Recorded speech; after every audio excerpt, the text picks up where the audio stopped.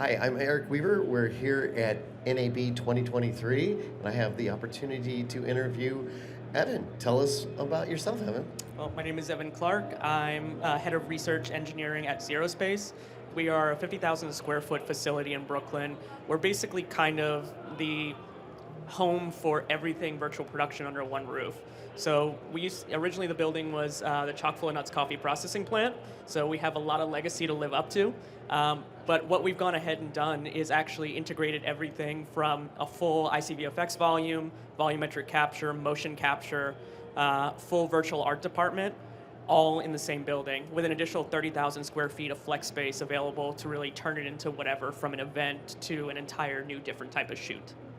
That actually sounds like a lot of fun. I was just recently in Dumbo. We got to run into you at Pier 59, but a lot of fun there. So, what is Four Wall Entertainment, and how do you work with them? So Four Wall is a very close partner of ours. They supply a lot of the gear in-house, so they provide us the lighting, the ICVFX, the LED tile, and also specifically a lot of the core knowledge in the virtual production workflow.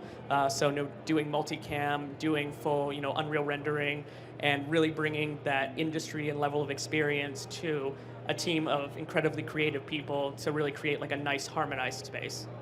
Awesome. So, I heard you mention a lot of fun technologies here.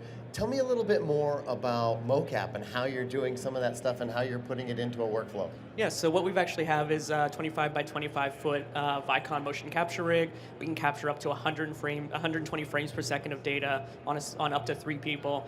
And what we're doing with that is kind of really working on how do we integrate that through some really non-traditional pipelines. So we kind of have 2 segments. We have our real-time workflow, which is doing live streams, doing character animations for events, doing character streaming to a motion capture wall, or doing character streaming to an ICVFX wall, all in real time, and having actual actors interact with the character.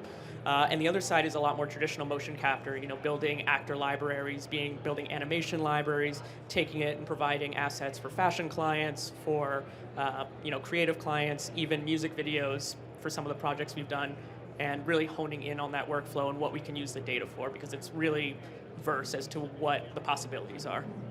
Yeah, that's a lot of fun applications. I like this idea that you can interact with the background or another character. Super cool. So, are you using any of the HP workstations? Yes, we love HP. Most of our VAD team actually uses the HP Z8 workstations. So we use the Dual A6000 workstations. We've used them for a number of real-time live streams that we've done. Some of them I'll be talking about at talk later. But the power we've actually gotten out of the workstations is really unique because it gives us, for example, in mocap, the ability to run our motion capture preview, our Unreal preview, our virtual camera, as well as drive all the monitors in the space and be able to, dynamically assign what we can actually see. And so it really has given us a lot of freedom to experiment and really take on, the capacity that we usually wouldn't with hardware limitations that we'd otherwise have. Yeah, we're actually running HP systems for the LED wall here today, and I have never seen them in this position, and it's super exciting to see how well they're working. So yeah, we've done a lot of tests with the Z8s and also driving LED with them, and just the sheer amount of I/O you get on it and the flexibility you get from them is actually really unique. With the new machines that have come out with the Furies, 4 GPUs, it's becoming a lot more compact as to what you can actually drive with them. And so really this is kind of pushing us toward the edge of making, this type of setup a lot more consumer friendly and something where independent filmmakers, creatives, individuals who would otherwise just not have the resources can now, instead of spending $500,000 on an LED volume and the rendering equipment, can now really scale that down and actually make it available for education, for production, and even for small indie films that want to take advantage of this technology. And that's actually the trend we're seeing as well, is this kind of democratization of being able to use this technology with indie films, with other groups, with commercial shoots and other stuff. So it's a lot of fun. How did you ever get started on this path? Yeah, so this is actually pretty interesting. For me personally, I come from a healthcare background. I used to work in molecular biology and scientific research. And over the pandemic, I had a lot of extra free time. So I spent a lot of it getting into Unreal, getting into real time, learning how to do green screen in my living room, and really kind of push the boundary of what I could do, with my own equipment. A friend reached out to me over Facebook and basically said, hey, we're building some LED tile volumes.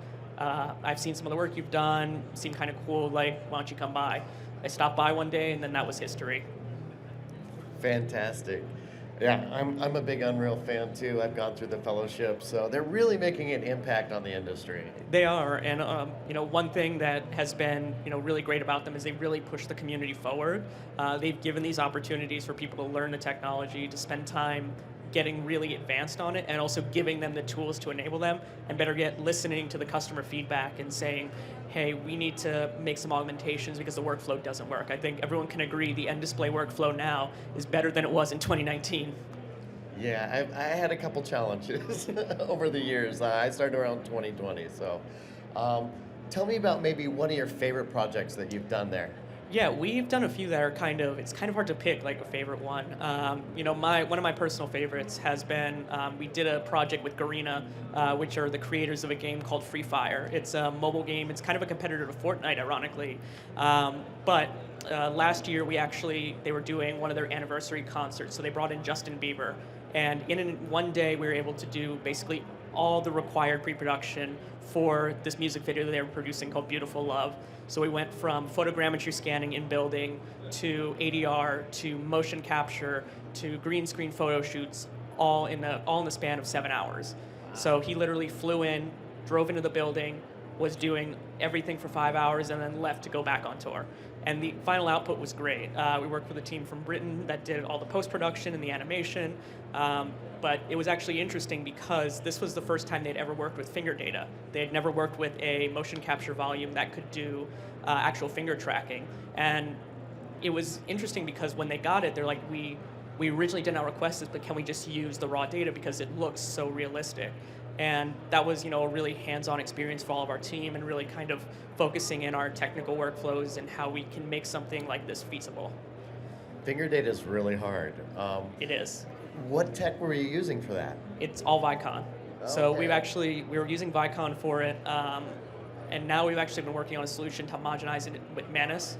So we're taking the Manus Glove data, we're putting it in combination with the Vicon data, and we have some systems that do all of our synchronization for us, and we're able to drop it all into Maya and see, how do we want to normalize it related to the two data points. Yeah, well, on my last project with Fathead, we did Move.ai, and the finger or the hand data took 10 times the amount of computational resources as all the rest of the stuff to process. So it was like a big jump to get to that level there, so impressive. Move AI is a really interesting solution moving into the markerless area. We're aiming to actually add markerless in as well, so probably homogenize all of it, so have markerless and markered all in one volume. So one of the big buzzes we're slowly hearing in the background is AI. Are you at all playing with any AI in some of your workflows? A little bit. There's been a lot of work in our creative team looking at, how do we use diffusion models to better augment our materials on Unreal? How do we take that to build, depth maps, normal maps, things that it's really good at generating. And then also looking at solutions like Kubrick, where we can, do splitting into 2.5D and really focus on that.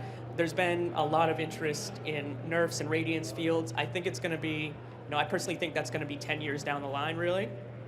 10 years? Luma.ai already has a plugin to Unreal. It works. The one thing I'm hesitant though is it's not sort of in a traditional workflow. So people are used to working with geometry. They're used to taking it into Maya. They're used to making edits. Radiance fields are this entire new way of thinking about 3D. It's all light, it's all computation. So you have to have a much different mindset when you go into it. And so I think that time span is just getting people comfortable with what this workflow is, how they can use geometry, and how they can make the two work nicely together. Yeah, some of the future things are pretty exciting there. So how can people find you guys or learn more about what you're doing? So you can check us out at ZeroSpace.co. We have our facility in Brooklyn. We're always looking for people to collaborate with. Feel free to send us an email, info@zerospace.co or evan@zerospace.co. If you're looking to scope out a project or are interested in innovative R&D, then we're always available. Well, Evan, I'm certainly going to visit next time I'm in New York. Yes, we would love to have you. Awesome. Thanks so much. Thank you.